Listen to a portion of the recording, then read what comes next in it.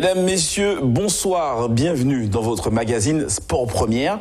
Je vous propose de découvrir les titres de votre émission. Nous parlerons des trials qualificatifs pour la Martinique Surf Pro qui ont eu lieu ce week-end à Lens-du-Four à Trinité. Nous reviendrons sur le meeting Carifta hier au stade Pierre-Aliquer et nous ferons un point sur la sélection retenue pour les Carifta qui auront lieu aux Bahamas à la fin du mois. Ce week-end, on jouait également les quarts de finale de la Coupe de Martinique de basket. Les ténors ont répondu présent et se sont qualifiés sans difficulté. Enfin, en football, les deux chocs de championnat de Régional 1 ont été amortis par les conditions climatiques difficiles et des pelouses à peine praticables. C'était ce week-end à ne pas manquer pour nos surfeurs martiniquais. Depuis hier, ils doivent donner le maximum, le meilleur d'eux-mêmes pour décrocher les fameux wildcards qui permettent d'accéder à la Martinique Surf Pro prévue du 17 au 24 mars. Le reportage de Fabienne Léance. Anse-du-Four, baptisée la plage des surfeurs à Trinité. C'est ici que se disputent les trials, compétition locale qualificative pour la Martinique Surf Pro. Cette compétition internationale réunit les meilleurs de la discipline et fait rêver de nombreux surfeurs locaux. C'est un sport à sensation, on reste pas longtemps sur la vague, mais pourtant il y en a beaucoup de sensations. Et j'adore les sports de glisse, comme le skateboard ou tout ce qui est dans la mer, etc. Donc c'est un sport où j'ai direct accroché. Nos surfeurs ne souhaitent pas faire de la figuration face à leurs idoles. Ces trials sont l'occasion de peaufiner leur préparation afin d'être au meilleur niveau pour la Martinique Surf Pro. Pour le Martinique Surf Pro, en fait, j'essaie de surfer le maximum, en plus de ma préparation pour mes études. Donc, je me prépare surtout dans les spots de la compète, justement, ici, un tartane, changer les spots, différencier le choix de planche, essayer de faire des changements. Donc, je me prépare au mieux et je pense être prêt. Ce week-end, 14 de nos meilleurs surfeurs vont tout donner pour tenter de décrocher les 2 wildcards qui leur permettront d'accéder à la compétition sans passer par les phases éliminatoires. 2 surfeurs ont déjà décroché les fameux sésames, Alexandre Viguier et Emma Jacobs, seule surfeuse martiniquaise de la compétition. Alors justement, pour parler de cette Martinique Surf Pro, je suis avec Nicolas Clémenté. Bonjour, vous êtes le co-organisateur de cette manifestation. Alors dites-moi, est-ce qu'on a déjà quelques noms? Parce que là, on a vu Emma Jacob et Alexandre Vigier, mais est-ce qu'on a d'autres noms qui se dégagent pour ces wildcards? Oui, alors là, on est en plein dans les phases finales des trials qui se déroulent sur la plage des surfeurs à Trinité. Et en demi-finale, nous avions Nicolas Chalonnec, Adam Ophé et Arthur Lassé. Donc qui se disputent ces demi-finales et les 2 finalistes vont pouvoir prétendre aux 2 wildcards à des rangs différents. Alors justement, est-ce que ces wildcards et justement ces fameux trials qui ont lieu ce week-end, est-ce que finalement, comme dans d'autres sports, ce sont un petit peu des minima qui permettent de garantir de belles performances pour cette Martinique Surf Pro? C'est surtout une possibilité d'être bien représenté par nos jeunes Martiniquais dans cet événement d'ampleur. Donc on est dans du sport professionnel, ça leur permettra de rentrer dans la compétition sans passer par les phases éliminatoires. C'est vrai que nous avons commencé une préparation d'élite depuis bientôt 2 ans et le niveau a vachement augmenté. Donc nous espérons qu'ils pourront faire des performances durant cette opération. Alors cette Martinique Surf Pro, c'est un peu un levier sportif pour nos surfeurs martiniquais. Quelle perspective ça peut leur ouvrir en cas de bonne place ou même de victoire? Déjà, dès la première édition, ça a permis aux jeunes de pouvoir toucher du doigt ce qu'ils voyaient à la télé en se disant mais ça c'est possible.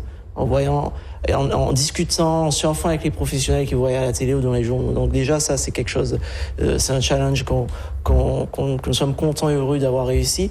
Et puis, effectivement, en termes s'il y a une victoire ou une performance, ça va permettre à ces jeunes de faire un bond dans le classement, puisqu'ils ont un certain nombre de points, s'ils gagnent ces 3000 points, et puis rentrer dans le circuit professionnel beaucoup plus facilement, parce que c'est un titre qui est très challengé aujourd'hui à Martinique Surf Pro, et grâce à ces 3000 points, on peut s'inscrire à des compétitions d'ampleur. par la suite. Et puis un intérêt financier non négligeable aussi. C'est sûr que comme on est dans du sport professionnel, il y a ce qu'on appelle un prize money qui est remis au vainqueur. Donc pour le vainqueur part généralement avec 12 000 €. Alors vous le savez, le surf figurera pour la première fois au JO de 2020. Est-ce qu'entre-temps, il nous reste encore 2 ans, est-ce qu'on a une chance d'avoir un Martiniquais éventuellement sélectionné ou qui représente la Martinique ? Vu les performances et la progression des jeunes que l'on prépare, nous espérons qu'effectivement ils feront partie de l'équipe de France pour ces JO parce que ils ont été repérés et même au niveau international, pas qu'en France, ils sont surveillés. Donc voilà, je pense que on sera bien représenté, j'espère en tout cas. Donc pas un petit nom, quelqu'un qui pourrait éventuellement... Nous avons plusieurs noms. Par exemple, là, j'ai parlé d'Arthur Lassé qui vit aujourd'hui aux États-Unis pour poursuivre sa carrière de surfeur professionnel, parce que c'est plus simple pour lui. Et puis il y a les jeunes comme Nicolas Chalonec, Adam Offé, Stanislas Sarotte, Alexandre Viguier, qui sont en pleine explosion. Et donc, je ne vais pas... faire des prévisions, je les laisse travailler et nous travaillons pour on verra ça prochainement. Voilà. Donc on a des chances quand même en tout cas. Oui, c'est bien parti pour en tout cas. Super. À noter tout de même qu'on les retrouvera tous nos Martiniquais dans cette Martinique Surf Pro du 17 au 24 mars à Basse-Pointe. Toutes les compétitions, je précise, seront retransmises en direct sur notre site Martinique La Première ainsi que sur notre page Facebook. Allez, on revient sur la terre ferme avec aussi une session de dernière chance pour nos athlètes martiniquais qui souhaitaient participer aux Carifta Games d'athlétisme qui auront lieu du 30 au 4 avril aux Bahamas. On fait le point sur cette compétition avec le reportage de Christine Cupit. Un jet à plus de 38 mètres au disque pour Chloé Palmis de l'Aiglon du Lamentin. Cette belle performance lui permet de prendre la tête du concours du meeting Carifta. Mais c'est encore loin des 42 mètres établis comme minima pour participer aux Carifta Games prévus cette année aux Bahamas. Je m'entraîne pour, je sais que je les ai, mais je ne sais pas si c'est la pression. C'était pas là aujourd'hui. C'est le jeu du sport. Qu'est-ce que ça représente pour toi cette compétition ? Oui, parce que les Carifta, c'est la chose qu'on attend depuis. Enfin, on se prépare à ça en fait. Pour le début de saison, c'est ça notre objectif. C'est les Carifta, c'est une sensation. J'ai pas les mots en fait. Même scénario à la longueur et au triple saut, nos athlètes donnent là aussi le meilleur d'eux-mêmes. Pour autant, difficile d'atteindre les minima fixés par la Ligue d'athlétisme de la Martinique. Ils espèrent être repêchés par le comité de sélection. En montant 2 cm à la longueur, on a mesuré quand même et j'ai fait 7,15 m. Et sachant que les minima c'est 7,20 m, c'est réalisable pour moi. Depuis que je suis benjamin, je veux y aller vraiment. Je vais tout miser au triple saut, essayer de réaliser 15 mètres ou me rapprocher des 15 mètres vraiment. Du côté des entraîneurs, on se veut pessimiste pour ces Carifta Games. On espère quand même des jours meilleurs pour la suite de la saison, notamment les championnats de France. On aura peut-être des médailles, mais honnêtement, on va les compter sur les doigts d'une seule main. Je ne veux pas être pessimiste, mais quand on connaît le niveau des Carifta, sur le sprint, ça sera compliqué. Dans les sauts, on avait un très bon sauteur de l'Aiglon qui s'est blessé, qui n'a pas repris. Honnêtement, si on fait 3 médailles, ça sera déjà pas mal. Rappelons que 9 athlètes ont déjà leur précieux sésame pour les Carifta Games d'athlétisme. Ils se tiendront du 30 mars au 2 avril à Nassau, aux Bahamas. Alors justement, pour faire un petit peu le point sur notre sélection de Martinique pour ces Carifta Games d'athlétisme, on reçoit monsieur Jean-Claude Berquier. Vous êtes donc le conseiller technique sportif pour l'athlétisme en Martinique. Oui, bonsoir. Alors dites-nous un petit peu, seulement 9 athlètes sélectionnés sur les 15 possibles. Est-ce que ces minima sont peut-être pas un peu trop hauts ? Bien, il faut savoir que les minima, c'est le reflet du niveau de la compétition. Donc, on va au Carifta Games, c'est la compétition majeure dans la Caraïbe. Donc, il faut que les performances soient représentatives pour que les athlètes puissent participer à cette compétition. Donc, forcément, si les minima sont très relevés et que le niveau ne suit pas, voilà, on n'aura pas plus que ça. Vous êtes inquiet tout de même ? Inquiet, oui et non, parce que c'est vrai que nous aurions souhaité avoir une vingtaine de personnes qui réalisent les minima, pourquoi pas. Maintenant, c'est vrai que Il y a une jeunesse qui arrive, nous avons des minimes qui sont très performants, nous avons des cadets première année qui sont performants, sauf que cette année, nos cadets deuxième année on a eu de la malchance puisqu'on a changé les catégories au Carifta Games, alors que l'année dernière, c'était les moins de 18 ans. Quand ils étaient cadets deuxième année, ils pouvaient participer dans la catégorie des moins de 18 ans. Eh bien, cette année, cadets 2, ils participent avec les plus grands, les moins de 20 ans, donc les juniors. Donc ça devient compliqué et peut-être que là nous aurions eu plus de médailles de réaliser, plus de minima de réaliser. Alors il y a une session quand même de repêchage, j'imagine, avec votre comité pour voir si on peut récupérer quelques bonnes performances, parce qu'on voit comme Chouki Otis qui a du coup fait une belle performance. Est-ce qu'il du coup il peut être repêché peut-être? Écoutez, il y a des minima qui sont fixés par la Ligue. Après les minima qui sont un premier critère de sélection, après il y a une commission de sélection qui se réunit, qui étudie et qui voit si les athlètes sont performants, s'ils ont régulièrement progressé, s'ils pourront faire partie des finalistes. Et puis la commission de sélection se prononce et fait des propositions au comité directeur qui va statuer en dernier ressort. Alors à côté de nous, il y a les Jamaïcains et les Trinidadiens qu'on ne présente plus, qui progressent également. Comment faire pour qu'on soit à leur niveau et faire jeu égal avec eux? Bon, écoutez, nous ne sommes pas sur la même ligne de départ. Déjà, il faut savoir que la Caraïbe, la plupart des pays sont indépendants. Ensuite, nous, en Martinique, nos athlètes font l'athlétisme pour leur loisir. C'est pas une nécessité. Maintenant, ceux qui arrivent, ils le font comme ils peuvent. Sauf que lorsqu'ils ont eu le bac, il faut qu'ils fassent des études supérieures. Et vous comprenez bien que les parents donnent priorité aux études. Donc, voilà, ça peut se comprendre. Après, c'est une politique. Donc maintenant, il faudrait que nos responsables fassent le nécessaire pour que une lumière soit mise sur l'athlétisme et sur le sport en général en Martinique. Merci Jean-Claude Biaké. On rappelle que vous êtes donc le conseiller technique sportif pour l'athlétisme. Et puis à vos côtés, il y a donc Tamera Manette. Bonsoir Tamera. Merci. Alors tu as déjà participé au Carifta l'an dernier à Curaçao. Tu avais d'ailleurs fait la 3e place au poids, si je ne me trompe pas. Oui. Alors dis-moi, quelle expérience tu tires de cette compétition? Alors les Carifta de l'an dernier, c'était ma première compétition internationale, ma première sélection avec la Martinique. Et donc, c'est vraiment ma toute première expérience.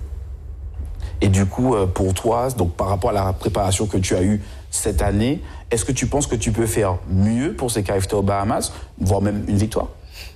Cette année, je pense que je peux faire mieux parce que hier, j'ai fait mon record personnel de l'an dernier. Donc, je pense que je pourrais faire mieux. Du coup, justement, M. Biaki, là, quand vous entendez ça, est-ce que du coup, vous avez l'impression que la préparation compte beaucoup? Est-ce qu'on peut renforcer un petit peu la préparation? La préparation compte pour beaucoup. Vous savez, je ne peux pas intervenir au niveau de la préparation, sauf s'il y a des colloques d'organiser, des regroupements, là-dessus, donner des conseils. Mais je crois que nos entraîneurs se forment et sont bien formés. Maintenant, les résultats sont pas évidents. Nous avons des perles, comme Tamera vient de le dire, 14,35 m hier. Pour une cadette première année, c'est de bon augure, parce qu'il faut savoir que les Carifta Games, certes, existent, mais c'est un tremplin pour nous, pour les compétitions d'été, notamment les championnats de France, et puis cette année pour Tamera, probablement, les championnats d'Europe au niveau des cadets. Donc on peut dire que c'est un vrai test avant ces championnats. Un très très bon test, d'autant plus que lorsqu'en général les athlètes sont médaillés aux Carifta Games, en général, la saison estivale se passe bien. Bon, très bien. Alors, Tamera, pour poursuivre, quel conseil tu donnerais justement à ces athlètes qui risquent de passer pour la première fois au Carifta? Qu'est-ce qu'il faudrait qu'ils fassent pour décrocher peut-être un podium? Je pense qu'il faut rester concentré sur la compétition et ne pas se laisser distraire. Pour toi, c'est la clé? Oui. Merci Tamera Manette, merci Jean-Claude Biaki. En tout cas, on reste avec l'athlétisme avec Yannick Fonsa, que vous connaissez, qui avait quelque peu disparu des radars de l'athlétisme. Certains l'annonçaient même avec une prochaine retraite sportive.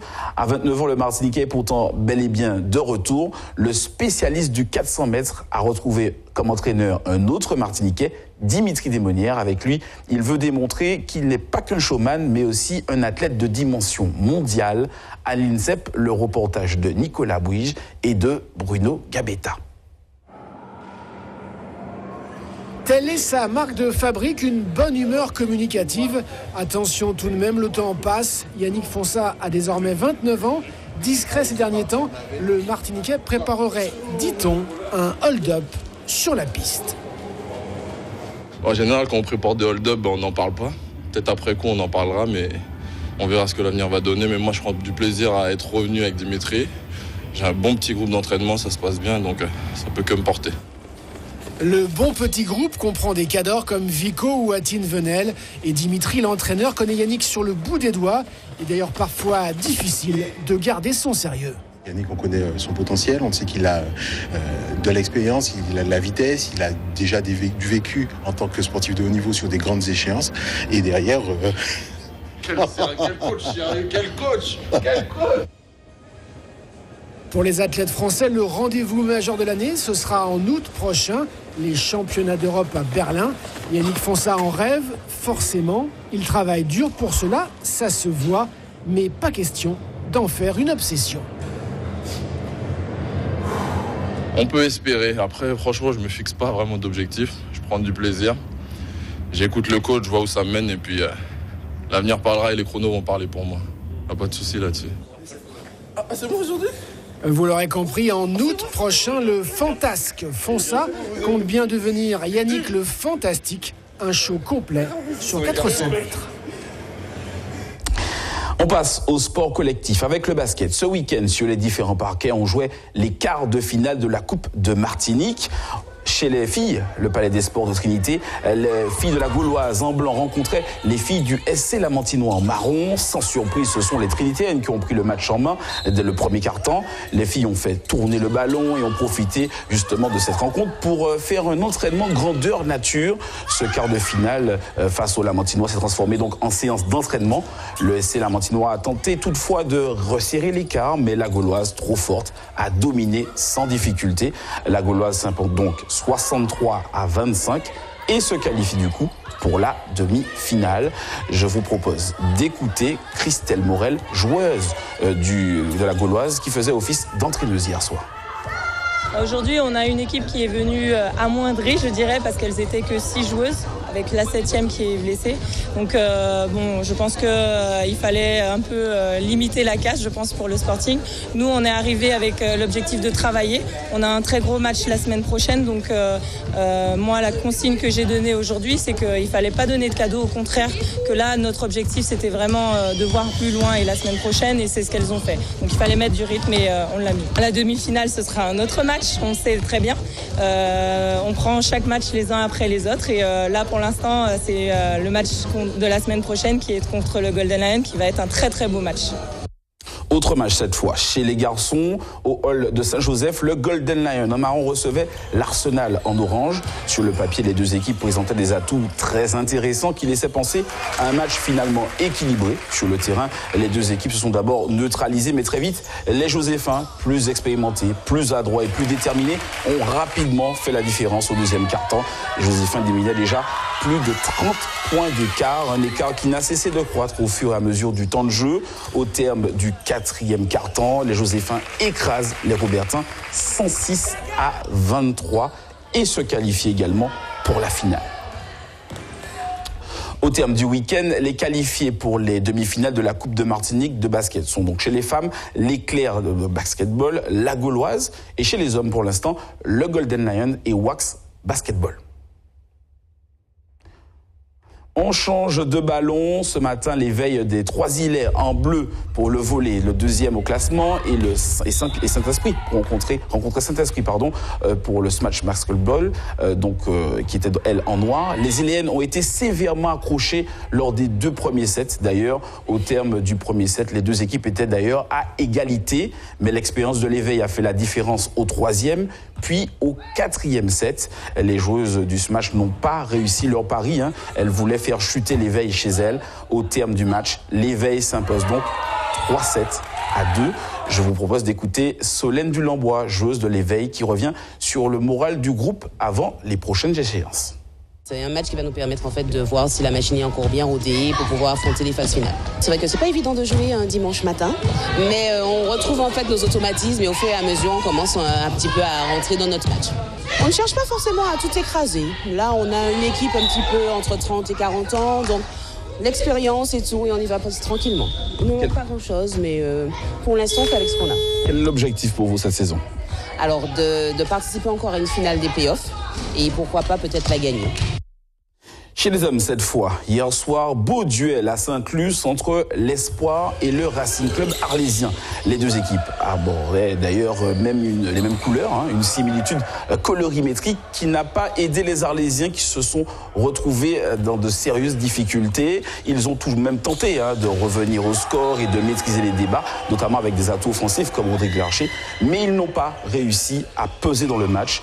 Ils ont couru après le score à chaque set, se laissant souvent dominer par des erreurs techniques. Les Lucéens, plus adroits et surtout plus lucides, ont su profiter des erreurs de l'adversaire et s'imposent donc sans difficulté 3-7-0. Alors, quelques résultats à l'issue de cette 6e journée chez les femmes. Alors, l'Espoir bat l'Éclair, 3-7-0. Le Rayon bat le Good Luck, 3-7-0. Et donc, chez les hommes, on peut voir que l'Espoir conserve la tête et suivi du Rayon. Chez les femmes, cette fois, on voit que c'est donc... Chez les femmes, on va retrouver le classement des femmes. Donc, c'est l'Espoir qui domine, après le Rayon, suivi du Good Luck. Allez, on passe au football, cette fois, avec Manuel Larade. Bonsoir Manuel. Avec Bonsoir. La 17e journée de Régional 1. On avait de très beaux chocs ce week-end. Malheureusement, avec beaucoup de pluie. Ouais. On va revenir d'abord sur le premier choc qui était celui entre le Golden Lion et le club franciscain. Match au sommet de cette 17e journée, une rencontre qui débute par les salutations avant de rentrer dans le vif du sujet. La première action est d'ailleurs du Golden Lion après un centre, la reprise de Kevin Parsemin, mais à la défense du club franciscain en difficulté. Ce centre donc qui est repris par Kevin Parsemin qui met cette défense franciscaine en difficulté. En deuxième période, l'attaquant franciscain sera plus efficace. Il marque le premier du match sous pénalty. C'est d'ailleurs son 18e but en championnat. Les franciscains vont alors se jeter sur la défense Joséphine pour tenter de revenir à la marque.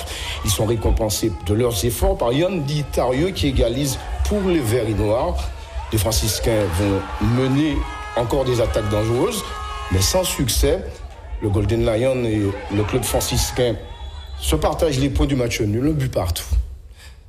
Écoutons tout de suite la réaction de Sébastien Crétinoir, le défenseur du Golden Lion, et celle de Dominique Jean, l'entraîneur du club franciscain. Ce soir, c'est des petits détails qui font que nous ne passons pas ce soir. Nous avons eu certaines occasions, il y en a d'autres qui n'ont pas été sifflées. Et bon, c'est dommage, ça fait partie du football. Mais je pense que nous faisons un très beau match sur un terrain assez difficile. Et nous allons continuer à travailler pour pouvoir continuer à jouer les premiers rôles. Il était important pour vous de ramener au moins les points du match nul ce soir face à cette belle équipe du Golden Lion qui était leader. Je crois qu'on fait un déplacement intéressant. Maintenant, on poursuit notre progression. Mais il nous a juste manqué un petit peu de réussite ce soir. L'autre choc de la journée opposait la Samaritaine au club colonial, une pelouse gorgée d'eau qui gêne constamment l'évolution des 22 acteurs. Heureusement que l'orchestre de la Samaritaine met de l'ambiance pour donner un peu de chaleur. L'orchestre de la Samaritaine qui est souvent là pour encourager les supporters. Monsieur Jean Villiers, l'arbitre de la partie, expulse dans une action Félix Selaï. Il aurait eu de vilains propos avec un arbitre assistant. Les clubistes sont alors réduits à 10 à cause de la qualité du terrain. On le voit, c'était difficile de produire du jeu. Le score reste nul et vierge, 0 but partout. Écoutons le défenseur clubiste Gérald Dondon et l'entraîneur de la Samaritaine, Gaël Germani. On va juste retenir le résultat. C'est un bon point pour nous parce qu'on a été réduit à 10. Après, c'est tout ce qu'on va retenir parce que les conditions ne permettaient pas de faire un match ce soir. On pensait que le match n'allait peut-être pas pouvoir se dérouler. Finalement, l'arbitre a décidé de faire débuter la rencontre. Après, il faut aller répondre présent, être présent dans les duels et puis surtout éviter de concéder des occasions. C'est ce qu'on a réussi à faire pour obtenir un petit match nul. Alors justement Manuel, qu'est-ce qu'on peut avoir comme classement aujourd'hui? Puisqu'on voit que tout est un petit peu chamboulé, puis il n'y a qu'un point qui a été récupéré. Comment ça évolue le classement? C'est vrai qu'il faut aussi parler de la victoire de l'Aiglon, du New Star, du RC Saint-Joseph qui se sont imposés lors de cette 17e journée. Le classement, le RC Rivière-Pilote qui est un nouveau leader du championnat de R1 Trophée Girard Janvier avec 52 points devant le Golden Lion 50. En troisième position, le club franciscain, donc avec 49 points. Le club colonial a le même nombre de points. L'Aiglon retrouve sa 5e place perdue le week-end dernier, puisque l'Aiglon, on s'en souvient, avait perdu. La Samaritaine a le même nombre de points également, mais avec un goal à virage moins bon. Donc en premier niveau dans ce championnat de R1 Trophée Girard-Janvion. Ensuite, vous avez des équipes qui jouent le maintien, qui sont donc en milieu de tableau. Après, vous avez les équipes qui sont pratiquement relégables. Ce sera difficile d'ailleurs pour le Good Luck, l'émulation, le CS Casse-Pilote, ou encore la Lanterne Rouge, la JSE et Calbutus. Alors justement, à quoi on s'attend, puisqu'on sait qu'il y a beaucoup de compétitions, il y a le Trophée Mutuel Margaillard, il y a les quarts de finale de la Coupe de Martinique qui arrivent.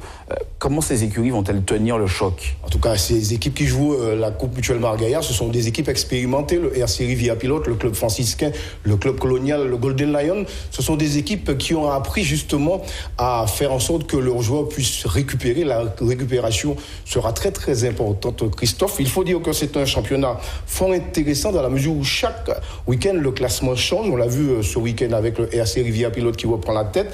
En tout cas, c'est un championnat palpitant. En revanche, je l'ai dit, ça va être difficile pour les équipes qui sont en queue de peloton, car ce championnat de Martinique pour cette nouvelle saison est un championnat intéressant. Alors, est-ce que ces équipes ont l'effectif? Parce que souvent, c'est ça qui pose problème. Est-ce qu'elles ont l'effectif pour tenir le choc? Alors souvent, quand on a la qualité, on n'a pas du tout la quantité. Ce sera difficile, mais bon, je crois que tous les joueurs s'entraînent pour espérer un jour entrer sur le terrain. Donc on peut penser que il y a quand même des joueurs qui vont tâcher, pourquoi pas, prendre leur place et jouer les premiers rôles avec leur équipe. Merci beaucoup Manuel, merci pour vos éclairages. On revient sur la route avec le cyclisme et surtout la deuxième manche du Grand Prix de la CTM. Au programme, un circuit de 97 km 500 autour du quartier Pelletier au Lamentin. Au total, pas moins de 130 coureurs au départ de cette manifestation qui était en fait une préparation pour les grandes échéances à venir. Au terme des 9 tours de circuit, c'est Willy Roseau en grande forme ces temps-ci qui s'impose devant Yannick Sidoli et Ismaël Denara. Ismaël Denara, souvenez-vous, qui avait remporté la première manche en janvier. Prochaine manche à venir, ce sera aux alentours du mois d'avril. On reste sur le vélo avec cet hommage rendu par le monde du cyclisme à la famille, à Camille Alexandre, au programme un circuit autour des quartiers du Lamentin, ouvert notamment aux minimes, aux cadets, mais aussi aux femmes. On se souvient tous des commentaires et des reportages de Camille Alexandre lors des grandes, mais aussi des petits événements autour du cyclisme. Un bel hommage à Camille. Sa famille était notamment présente sur la route afin de saluer tous les coureurs. Alors, on revient avec vous, Monsieur Clémenté. Alors, est-ce qu'entre-temps, vous avez pu avoir quelques résultats sur ces trials de la Martinique Surf Pro? Oui, tout à fait. On sait que Arthur Lassé a été propulsé en finale. Et donc, le deuxième finaliste, j'ai pas encore les résultats à l'heure où je vous parle. Et je pense que ça est en train de se jouer entre Nicolas Chalonnec et Adam Offé. On va suivre ça avec beaucoup d'attention. Merci beaucoup, Monsieur Clémenté. On rappelle que vous êtes le co-organisateur de cette Martinique Surf Pro. Merci beaucoup d'avoir suivi notre émission Sport Première. Merci aux invités et merci à tous ceux qui ont participé à la réalisation de cette émission. Belle semaine à tous et surtout, bonne fête à toutes les mamies sportives. C'est leur jour aujourd'hui.